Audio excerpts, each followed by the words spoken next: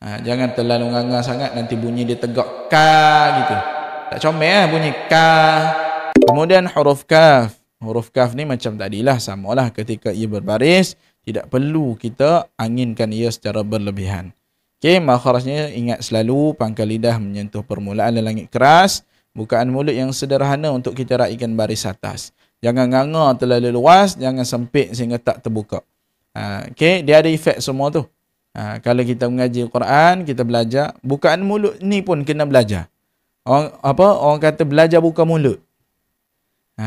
Okey, untuk dapatkan lahjah sebutan yang baik, kita kena belajar juga buka mulut. Buka mulut ni sederhana. Jangan terlalu nganga sangat, nanti bunyi dia tegak ka gitu. Tak comel bunyi ka.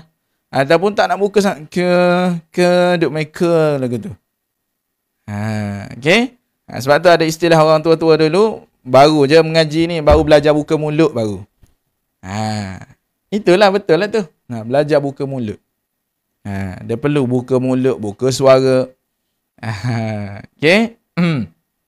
Siapa pernah dengar istilah orang tua-tua panggil baru belajar buka mulut? Iyalah ni. Cara kita baca Quran. Okey. Bukaan mulut yang sederhana, sebutan huruf kaf. Kemudian